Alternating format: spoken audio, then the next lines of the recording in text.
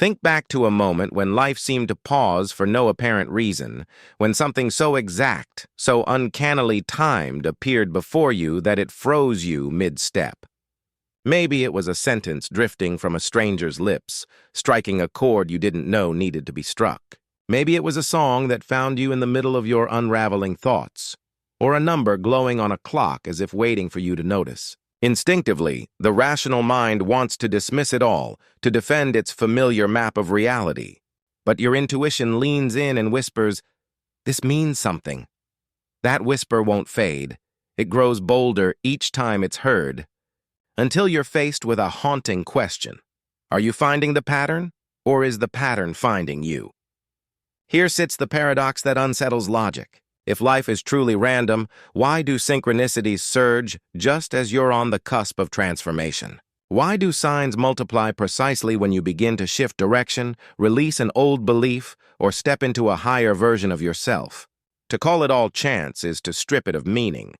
But if you allow for the possibility that reality itself is conscious, aware, and responsive, then synchronicities become more than coincidences. They are messages, vibrations of alignment. This is the first crack in the old worldview, the initial opening in the veil.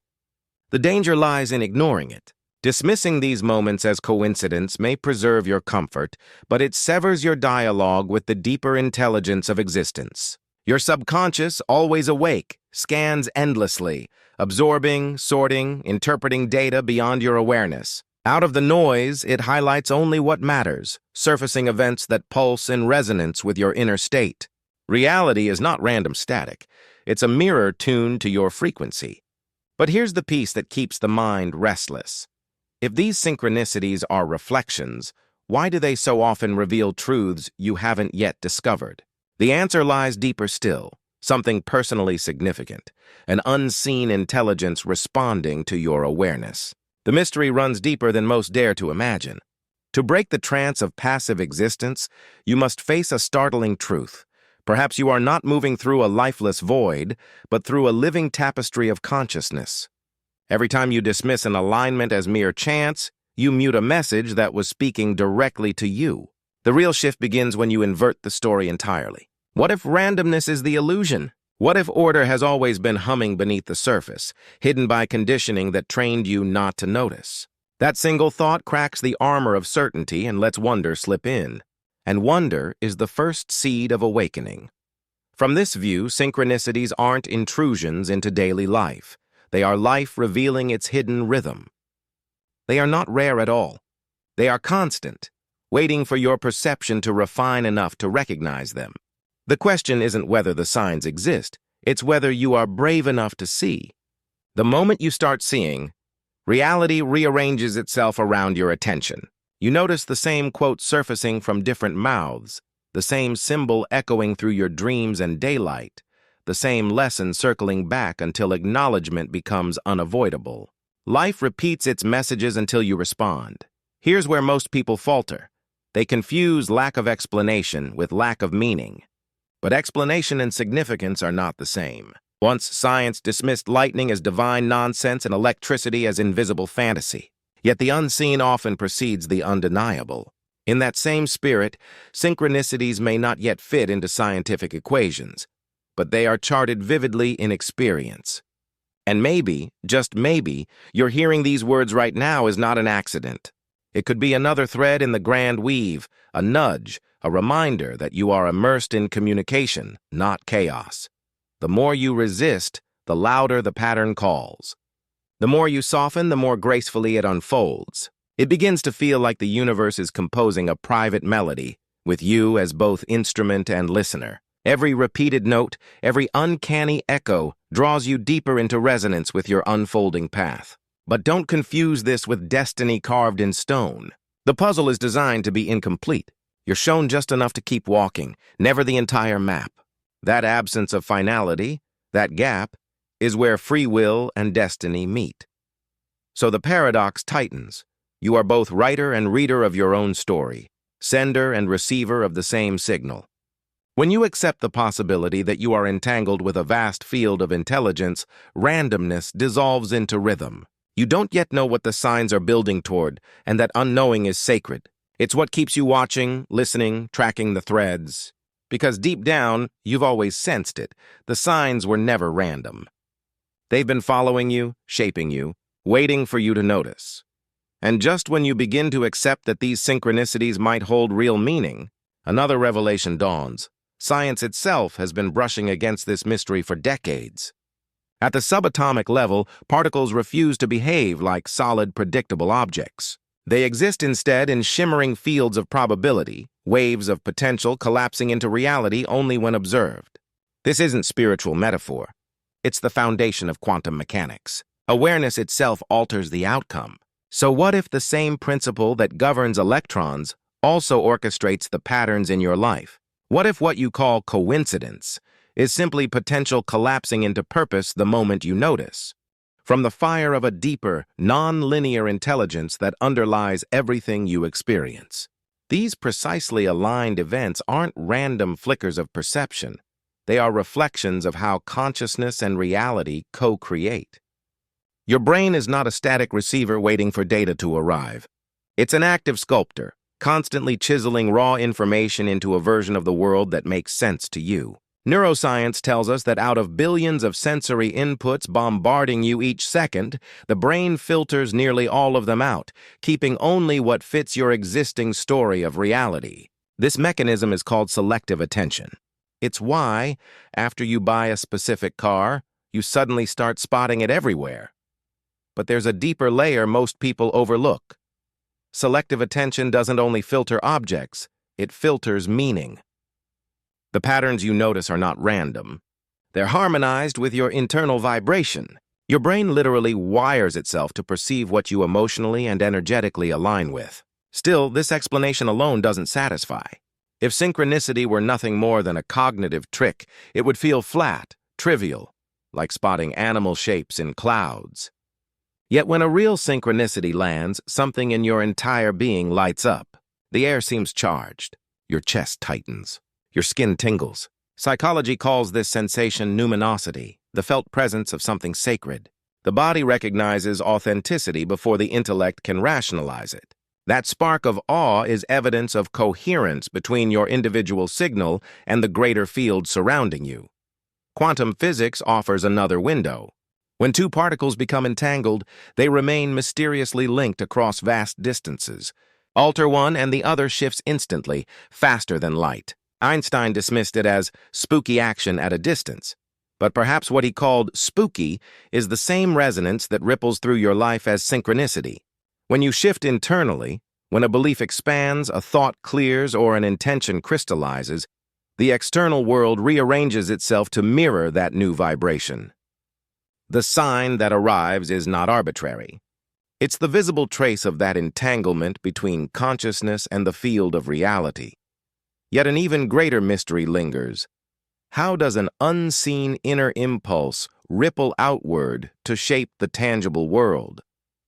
Here, ancient mystics offered language long before science found the courage to explore it. Neville Goddard described imagination as the creative force of the universe, your inner state as the blueprint of all external fact. Dr. Joe Dispenza speaks of measurable coherence between heart and brain, showing that a clear intention fused with elevated emotion creates real, electromagnetic impact on the quantum field. Physicist Amit Goswami argues that consciousness is not born from matter, but is the ground of being itself, from which matter emerges. These are not mere poetic metaphors. They're bridges between measurement and mystery, between data and direct experience, and still the enigma deepens. If synchronicities were only perceptual bias, why do they so often predict what hasn't yet occurred? Why does a recurring number or symbol appear days before a major life event, as though reality is whispering the future? Traditional science has no tidy language for this, but frontier physics is inching closer. Experiments in retrocausality hint that present choices may influence past outcomes, that time, at the deepest level, does not flow in a single direction. In that sense, synchronicities might be the smoke rising from a fire that burns outside linear time, a signal from the quantum weave itself, revealing that consciousness and cosmos are not two separate things, but one continuous act of creation, noticing itself through you, from the fire of non-linear time, signals flickering from the edges of what has yet to unfold. They are clues that your consciousness is brushing against future events before they crystallize into form. And once you glimpse this, curiosity becomes impossible to suppress. Because if time isn't truly linear, what does it mean to align with a timeline? Are you reaching forward with your awareness, magnetizing possibilities toward you? Or are those possibilities already existing in parallel, waiting for your frequency to tune into them like a radio dial? Both perspectives dissolve into the same realization. You are not a passive bystander in a meaningless sequence of events. You are a conscious participant in a vast, multi-layered field of probability. Each moment of alignment is a thread weaving you closer to the version of reality you are becoming. Consider something simple: the way your GPS functions. You set a destination, and though you may take detours, miss turns, or drift off course, guidance keeps coming. Turn here, recalculate there. Synchronicities are not the destination. They are those recalibrations, real-time feedback from the field confirming your frequency. Ignore them, and you still move forward, but the route becomes noisy and delayed. Follow them, and the path unfolds with uncanny grace, as though precision itself were guiding your steps. Yet scientific explanations alone don't satisfy. They describe how patterns occur, not why they matter. Meaning only emerges when you merge science with spirit. When you understand that every synchronicity is both a neurological filter and a metaphysical signal. It is your brain tuning itself to your inner vibration and the universe harmonizing with your intention at the same time. That is the paradox. Synchronicity lives in the overlap between psychology and cosmology, the inner and the infinite. Dismiss it, and you sever half of existence. The invisible threads remain, but your ability to perceive them fades. Recognize them, and life transforms from chaos into choreography. What once appeared accidental now reveals its architecture. The noise sharpens into signal. Randomness melts into rhythm. Still, a question remains. If synchronicities are a language, how do you learn to read it? And why do these moments of alignment cluster so powerfully during times of transformation? Those mysteries unfold in the next layer of the journey. Every culture across time has known the universe speaks through signs, yet few ever truly listen. For some, the language takes the form of repeating numbers. Patterns like 1111 flashing across clocks and screens, always when an unspoken question hums in the back of the mind. For others, it's the sudden reappearance of a long-lost friend, arriving precisely when a reminder of the past is needed. For others still, it's the way dreams and waking life begin to merge, symbols slipping effortlessly between worlds as if to whisper that separation was never real. What unites all of these is the unmistakable feeling that life itself is trying to communicate with you. And yet most people wander through existence like travelers in a foreign land, surrounded by a language they were never taught to understand. Think of those moments you glance at the clock, 11:11 again, just as you're pondering a decision you haven't voiced aloud. The rational mind dismisses it as coincidence, probability, nothing more. But your body knows different. It doesn't respond to statistics. It responds to resonance.